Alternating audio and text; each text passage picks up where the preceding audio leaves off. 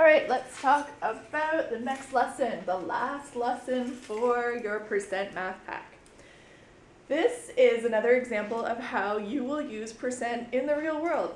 So I already talked about how I use percents and manipulating percents, manipulating fractions in my job almost all the time.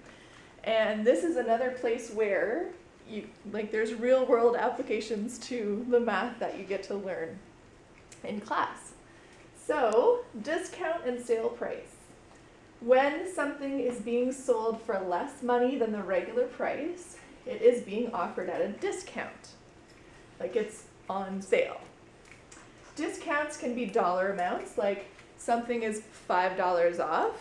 In that case, you just minus $5 in your head from the regular price, and that's how much it is at a discount.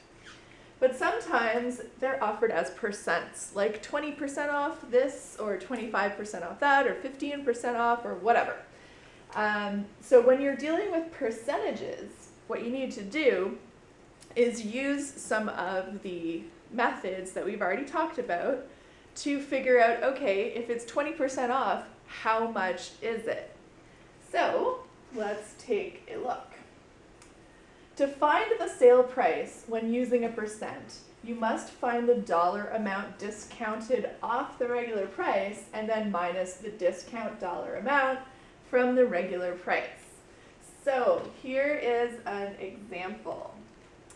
15% off a new bike, which is originally regular price $299. So when you're dealing with discount and sale price, you're obviously going to be dealing with money. Sometimes there won't be any cents. When there's no cents, you can leave those off in your calculation.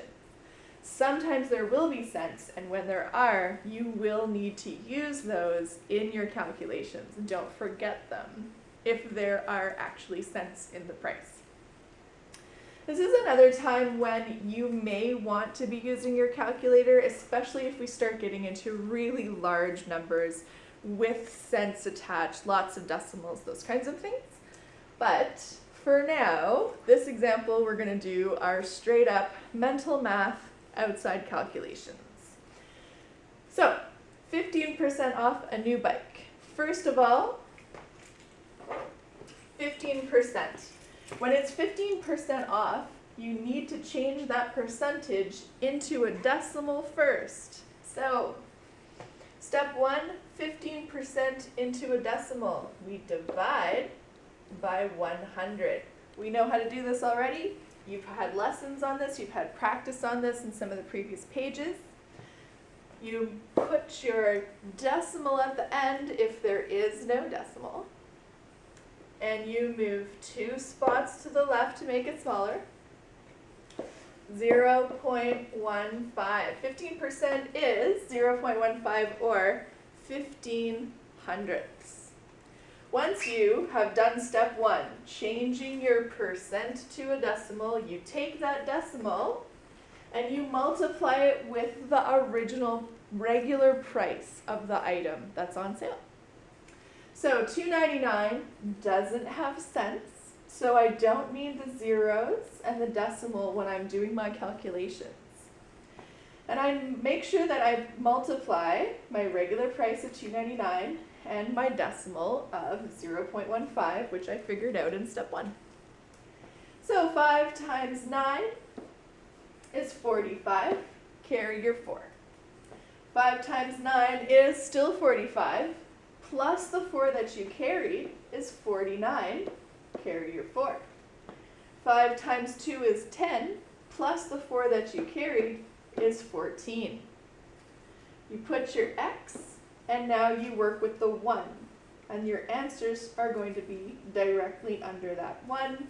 1 times 9 is 9, 1 times 9 is 9, 1 times 2 is 2. You've got your 0, and if you want to be thorough, 0, 0, 0. Anything times 0 is 0. Then you add them up. 5 plus nothing is 5. 9 plus 9 is 18. Carry your 1. 9 plus 4 plus 1 is 15. carrier 1. No, that's wrong. Sorry. Where's my, there we go. Oh, too far.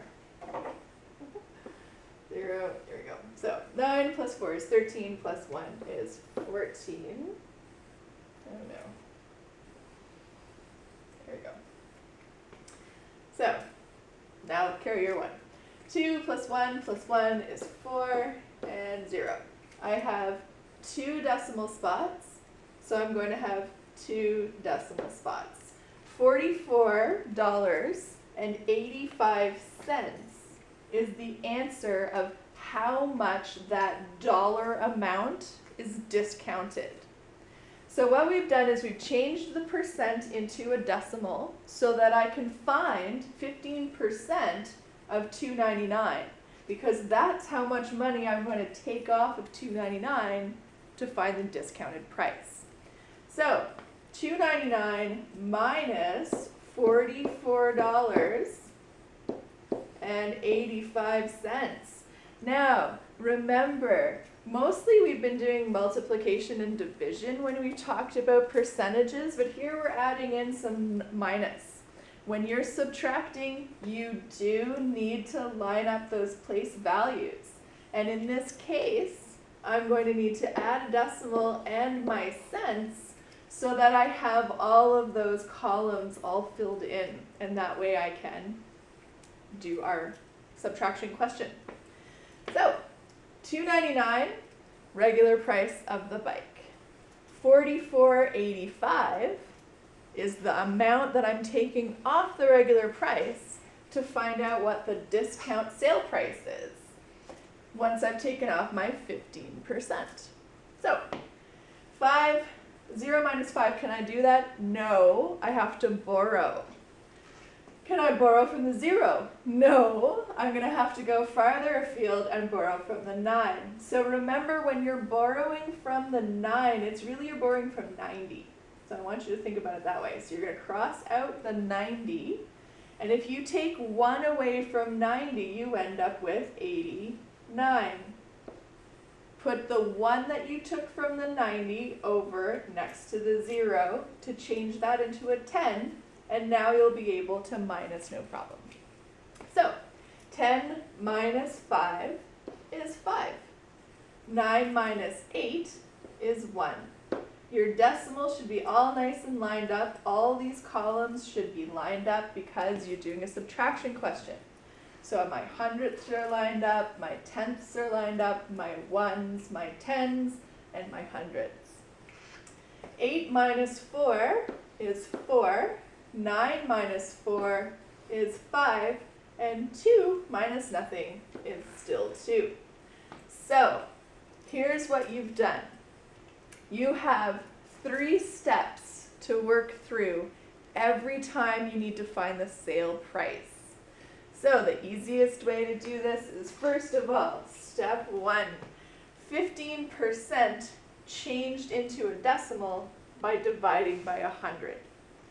That decimal multiplied by the regular price to find out the dollar discount amount. Take that dollar discount amount away from the regular price to find out this is how much the sale price is.